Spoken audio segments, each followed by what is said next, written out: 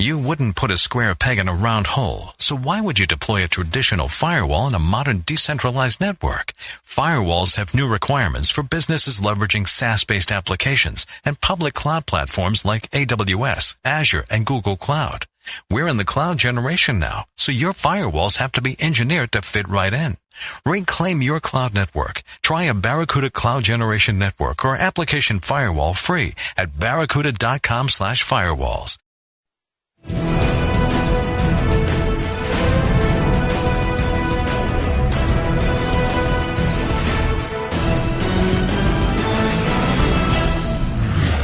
Hi everyone, welcome into the Friday edition of NFL Live with Damien Woody and Josina Anderson. We welcome back Marc Ross, a fixture in the Giants front office for a decade, and it's great to have Marc here at this time of the year to be able to tap into that knowledge. And especially today, because there's never a dull moment, we kick things off with some breaking news right off the top. We can thank that breaking news to Adam Schefter, who tweeted within the last 30 minutes, the Chiefs are expected to trade cornerback Marcus Peters to the Los Angeles Rams, sources tell ESPN. Teams are in final stages of talks, and barring an unexpected snag, the trade is expected to be agreed to as early as today. And we've got Adam on the phone right now, so let's bring Adam in. Adam, we know that Peters, a insanely talented player, polarizing at times with fans, suspended for a game by Andy Reid last year. So let's talk about the initial details of the how and why this is going down. Well, Suzy, I think the Rams and the Chiefs are actually on the phone right now trying to finalize the terms of this trade to make sure that Marcus Peters will go to the Los Angeles Rams. And I think this is a situation where the Chiefs were looking to move on from Marcus Peters and have been looking to move on from him in recent weeks. They've had conversations with various teams around the league in an effort to try to move him. They found a willing partner in the Los Angeles Rams who are in a precarious position at the cornerback spot because Tremaine Johnson is coming off the franchise tag again. And so he will be a free agent. It's going to be very difficult, if not impossible, to re-sign him in Los Angeles, and the Rams knew that they had to solidify that position.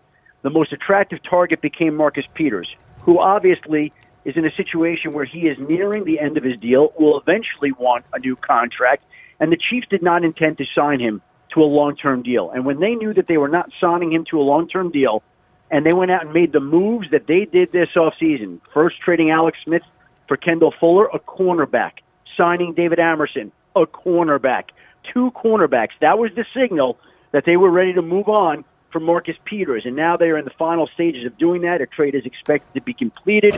It cannot be processed until March 14th, but Marcus Peters is going to be headed to the Los Angeles Rams to play cornerback in Wade Phillips' defense, which should be a big boost for the Rams and their defensive unit. Adam, his 5 interceptions led the Chiefs, and we said many times, very talented player. Do you think more than anything it's time for a change of scenery? Well, listen, Suzy, we had the game this year where he was suspended, and we had situations there where in talking to a rival coach in that division, he felt that the Chiefs were equally adept without Marcus Peters as they were with him. Now, that's hard to believe because you're talking about a guy that's viewed in many circles as a top 5 cornerback in the league in terms of talent. And that's not the issue here.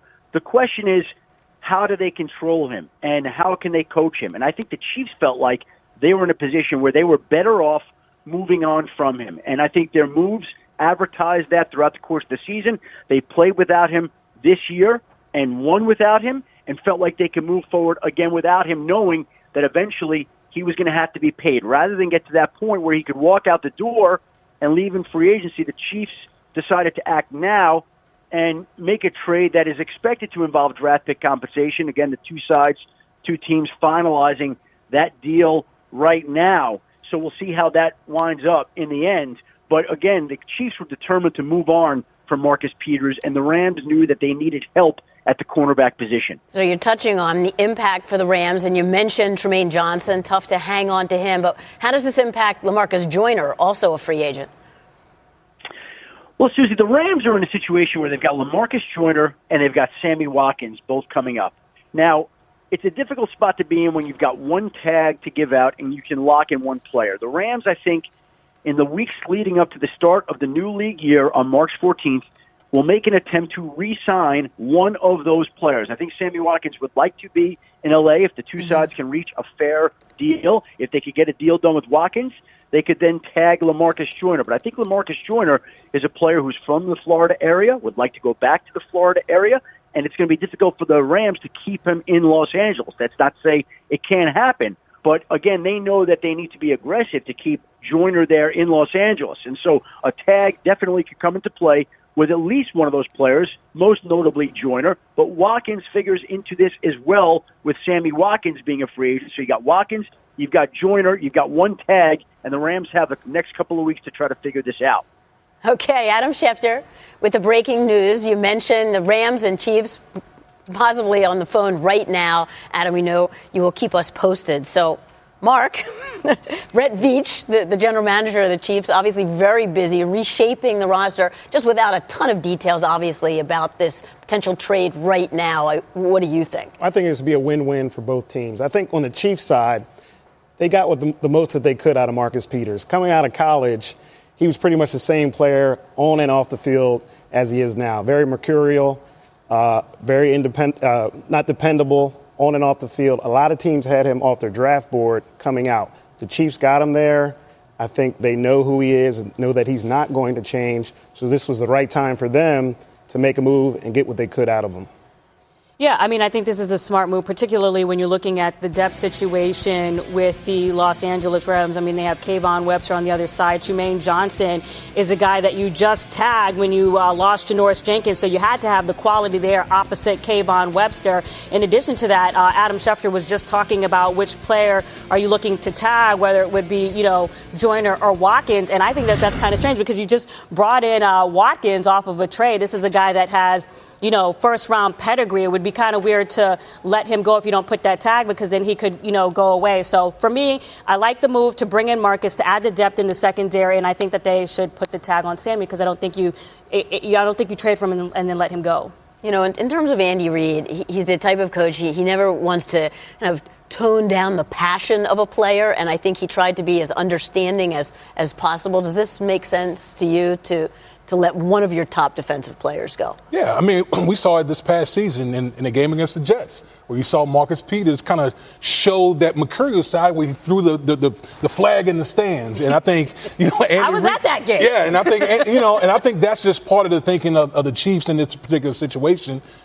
Adam Schefter touched on, they won without him. Now, I think he's a top 5 talent. I think it's a great fit for Wade Phillips because Wade Phillips is a pressure guy. He likes to play a lot of man behind his pressure, similar to what they did with the Denver Broncos. So I think if Marcus Peters, if his head is on straight, this guy's one of the best cover corners in the National Football League. So, again, the Chiefs had to do what they had to do as far as getting the locker room the way they wanted. And Wade Phillips, I'm sure, is pretty happy with the Los Angeles Rams getting a man-to-man, one of the top man-to-man cover guys. The talent's never been the question with Marcus Peters. Always been a top 5 talent coming out of the draft. Top 5 talent now. And I worked with Andy Reid for 7 years in Philadelphia, and he will give anybody a chance and try to work with people above and beyond. So for him, them to make this move, there's things that Marcus has done that they just couldn't take it anymore. And it doesn't mean that a guy can't develop and get better because we keep using that keyword mercurial, and sometimes I like to talk about the swag stick.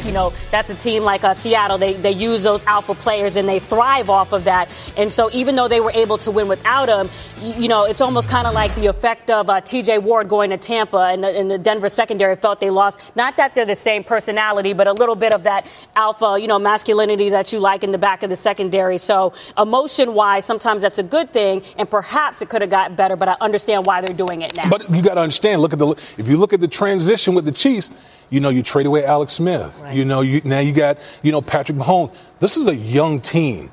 Sometimes you don't want guys like that. When you have guys like that, alpha guys like that, sometimes it can mess up the chemistry within the locker room. It's better to just move on from those guys. So you can take Mahomes. Well, I'm not saying that, but I'm just saying. I was thinking that too. That there's no doubt a different feel in that locker room now because you don't have a veteran leader in Alex Smith. You have a young quarterback in only his second season, who a little bit more sensitive.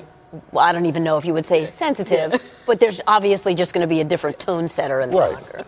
Yeah, and swag is great until it's bad. Right. So, you can have a swag and you can do these things and people are watching. When you got veterans over top of you, keeping you in check, that's one thing. But now when you're the guy trying to lead other people in that kind of direction, you can get messy. There's some great examples we could go there. Yeah, and I lived. Swag is good when you're winning.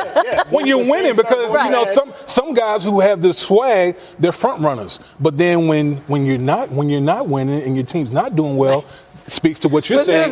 Suzy, let me just get this in real quick because listen, because I do think, like, for example, Janoris is a really good example because when his, mind is where it is and where it's not. You saw what happened in San Francisco. But in the game after that, he reminded y'all why you signed him. Okay. And that can happen with Marc Janoris coming out in the draft, and the Rams took the chance, and he proved to be successful there. Yeah. Right. They got the most out of him. Right. They felt that at the time it was the best to let him go. They signed Tremaine instead of Janoris. I think it worked out good on both ends, but you might be seeing a similar situation here.